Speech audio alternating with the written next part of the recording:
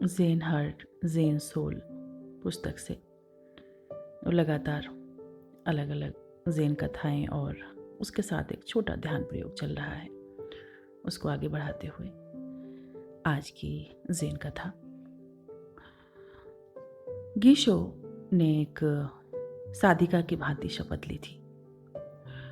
जब वह 10 वर्ष की थी उसे भी वैसा ही प्रशिक्षण मिला जैसा छोटे लड़कों को दिया जाता है।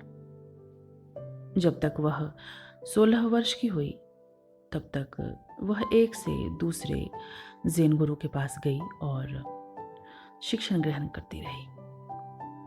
वह गुरु उनजान के पास 3 वर्ष रही, गुरु गुकेई के पास 6 वर्ष, परंतु एक स्पष्ट दृष्टिकोण को पाने में असमर्थ रही।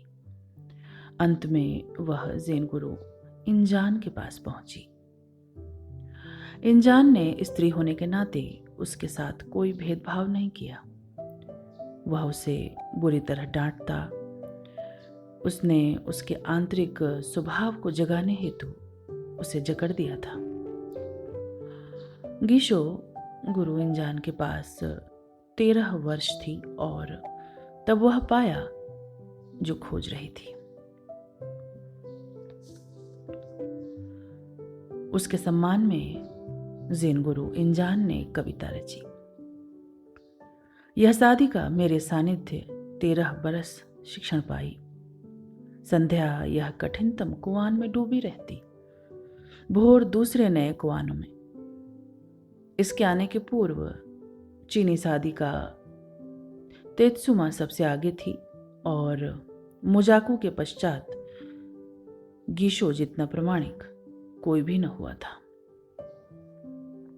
तब भी कई द्वार हैं जो उसे लांघने हैं। अभी मेरे कई लौह आघात उसे अभी सहने हैं। और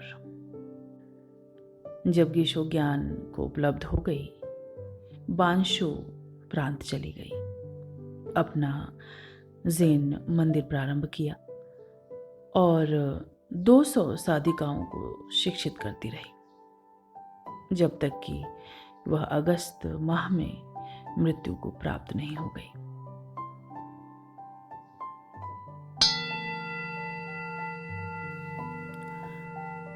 आज की यह ज़ेन कथा पूरी हुई। बहुत सारे जो मार्ग हैं अध्यात्म में, कई तरह से स्त्रियों को उससे दूर रखा गया है। भगवान बुद्ध ने भी काफी समय तक स्त्रियों को दीक्षा नहीं दी थी। ओशो ने एक अलग शुरुआत की और पहली जो उनकी संन्यास दीक्षा है वो उन्होंने एक स्त्री को दी और इसकी याद दिलाई कि वह भी इस पथ पर ध्यान साधना के मार्ग पर चलने में उतनी ही सक्षम है। लेकिन निश्चित ही कुछ कारण रहे हैं। अगर आप गौर करेंगे, पुरुषों में जो एक ईश्वर प्रदत्त लेट गो की भावना होती है, चीजों को छोड़ने की, भूलने की, आगे बढ़ जाने की, स्त्रियों को थोड़ी इसमें समझ की जरूर पड़ती है, संग्रह की और समेटने की।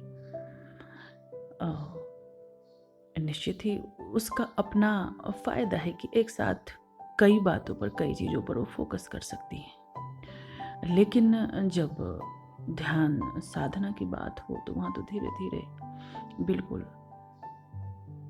एक होने की बात, छोड़ने की बात, लेट गो करने की स्थिति, स्वयं को समेटने की स्थिति। तो आत्म साक्षात्कार के मार्ग पर जो भी फीमेल्स अग्रसर हैं वो जरूर ख्याल करें, जैसा कि गीशो ने कर दिखाया। बहुत सारी स्त्रियां हुई हैं जो बुद्धत्व को प्राप्त हुई हैं, लेकिन कम हैं। उन्हें अपनी क्षमताओं को जरूर बढ़ाना है, देखना है कि कैसे वह छोड़ने की, लेट गो की कला धीरे धीरे अपने जीवन में लाएं।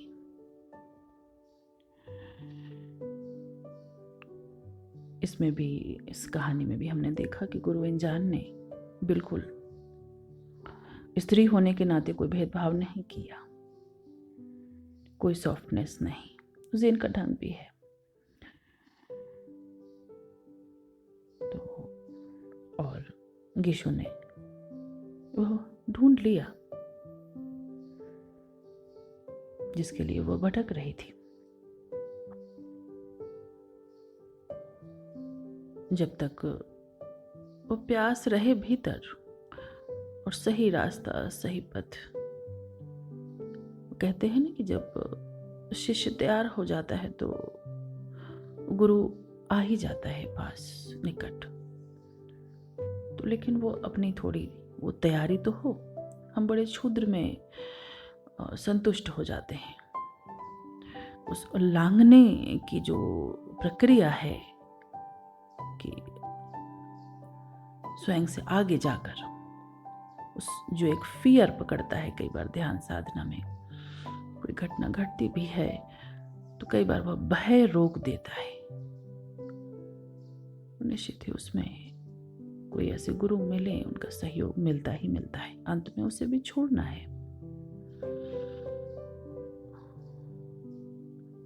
भगवान बुद्ध ने बार बार इसकी याद दिलाई है कि अपो दीपो भव, अपना दिया खुद बनना है।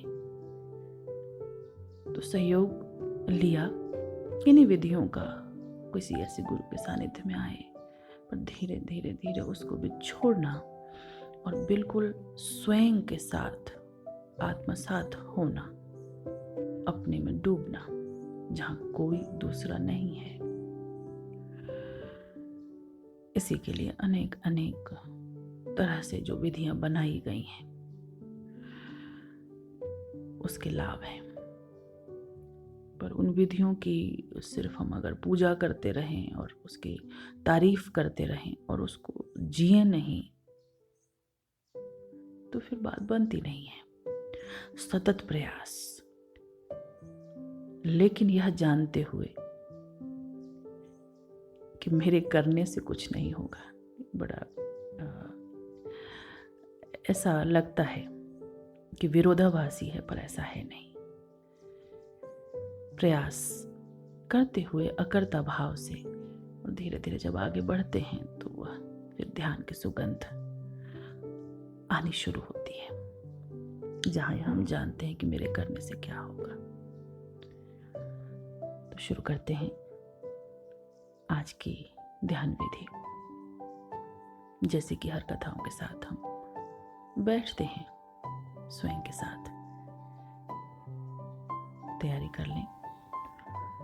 ध्यान की जो सभी विधियां हैं वह ज्ञाता को जानने वाले को प्रकट करने के लिए है। प्रत्येक वस्तु अनुभूति के द्वारा ही जानी जाती है। अनुभूति के द्वारा ही आत्मा अंतस आकाश में प्रकाशित होती है और उस एक को ही ज्ञाता और ज्ञेय के भांति जानना है। गुरुजीएफ जिसे आत्मस्मरण कहते हैं, भगवान बुद्ध ने उसे ही सम्यक स्मृति कहा है, ठीक ठीक स्मरण। तो आंखें बंद, शरीर बिल्कुल विश्रामपूर्ण, कहीं कोई तनाव नहीं।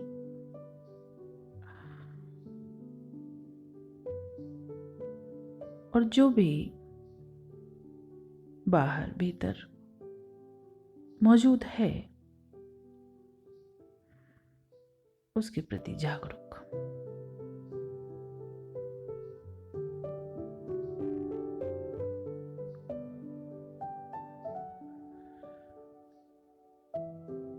और फिर जो देखने वाला है उसके प्रति भी जागरूक। अगर हमारा मन केवल एक ही बिंदु को जानता है तो उसे फिर सम्यक स्मृति नहीं कहेंगे, उसे दोनों का ज्ञान होना चाहिए।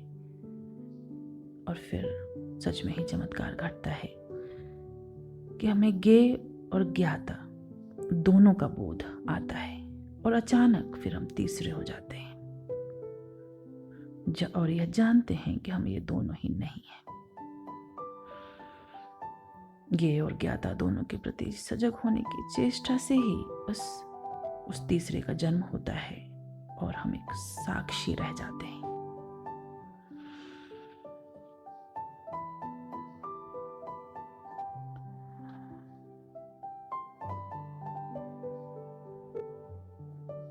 जो मन है उसके दो पंख बन जाते हैं, फिर विषय और विषयी बस दो पंख होते हैं और हम दोनों के केंद्र में होते हैं। बस एक विस्तार है, फिर संसार और परमात्मा दोनों ही उसका विस्तार रह जाता है और हम स्वसत्ता के ठीक केंद्र पर पहुंचते हैं और यह केंद्र बस एक साक्षी है। बैठिए सजग होकर और धीरे धीरे एक एक पड़ाव को पूरा करते हुए साक्षी रह जाना है।